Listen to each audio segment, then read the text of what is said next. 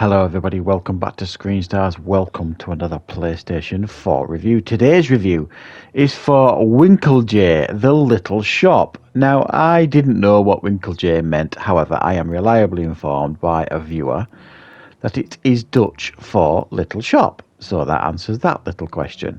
Now, what is Winkeltje, the little shop? Well, essentially, it is a medieval shop simulator, I suppose. So it's set, obviously, it's a medieval game, so it's set some time ago, and you are given the keys to your own shop. It starts off very, very small, and you can grow the shop, expand it to a large business, and that is essentially the game. It's a simulation game. It's a management game, like a stock management game, and you can build and expand your shop as you go along throughout the game. Now, I have to be honest, when I saw this initially in the PlayStation Store just yesterday, because it was released just yesterday, I wasn't really sure. It didn't really grab me. It didn't seem like something that really interested me, and then I kind of watched a little video on it, and then I thought, well, this actually might be really quite good, might be quite a lot of fun, and certainly quite relaxing. And for the price, which is just less than £10 in the UK, I thought this could be worth actually spending a little bit of money on, and it could pass a little bit of time. And you know what, guys? I've been absolutely hooked on this game. Since I put it on. Since I downloaded it and started playing it, I've been hooked on this game. It has got a hugely addictive gameplay loop.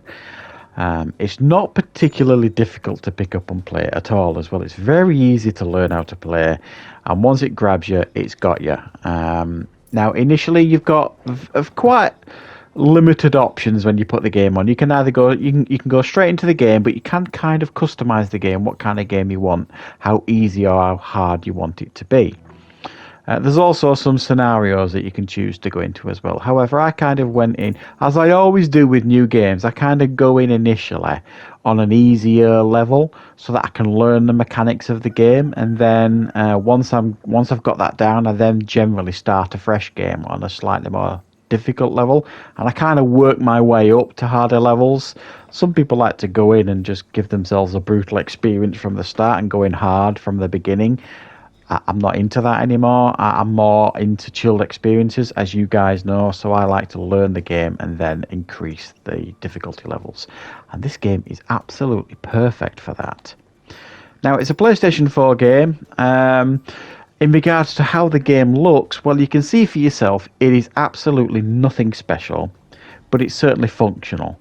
I've seen better looking games and I've seen worse looking games. It's somewhere in the middle, but it certainly does its job in regards to like a medieval shop simulator anyway. You can tell what all the goods are, and it works really, but it's not going to blow anyone's mind in regards to how the game looks.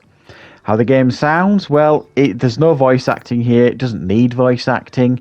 Essentially, what you get is some very basic sound effects and some medieval type music playing over the game when you're playing it.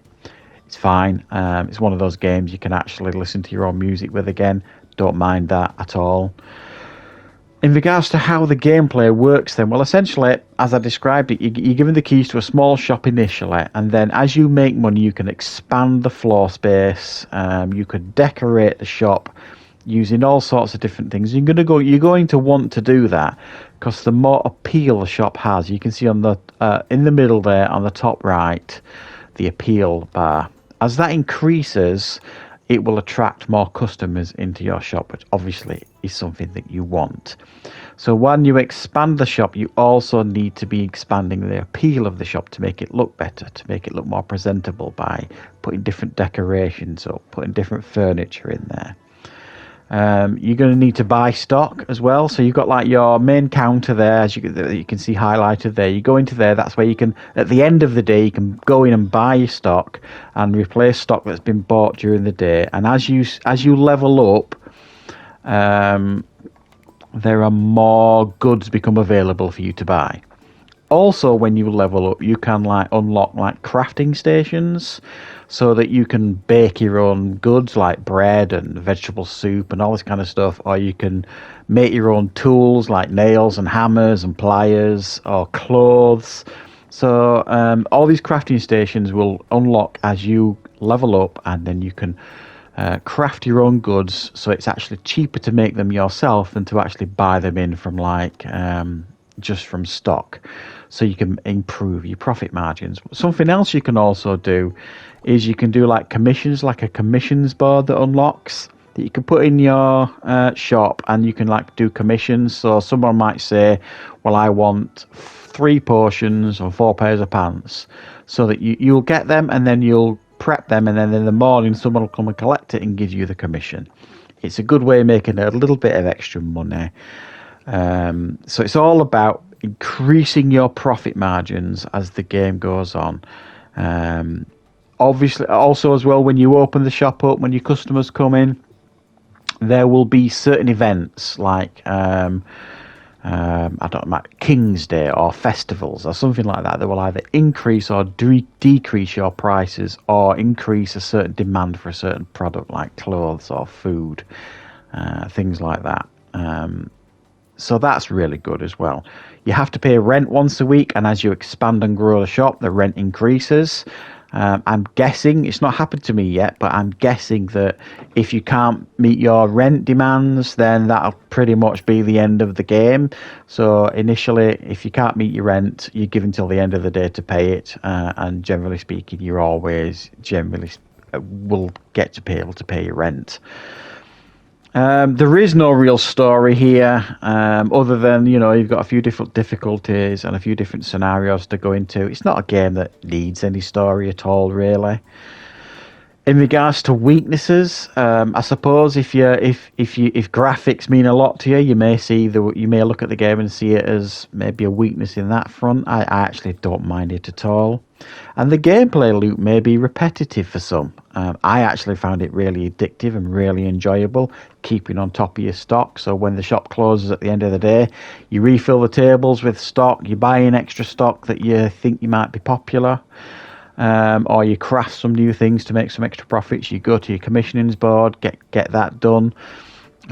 It's actually a really cool gameplay loop, and each day generally lasts about 5 minutes, maybe a little bit longer. So they're not long days either. So it's a really fast loop as well. It's like day, then the shop closes at night. You do your stock refilling and all this kind of stuff, and then you open up again, and it's like rinse and repeat. But I'm really enjoying this gameplay loop, and for a game this cheap, for me to get so much enjoyment out of it, I think it's an absolute steal. And if you guys really like the sound of this game, I genuinely do recommend you pick it up. It's one of those games that I think will really grab you in regards to the gameplay loop. I'm going to give it a very strong 8 out of 10. It's really surprised me, this one. It's a game I'm going to put a lot more time into, and I hope you guys enjoy it if you pick it up as well. So thanks for watching, everybody. I'll be back with more reviews and content on the channel very, very soon.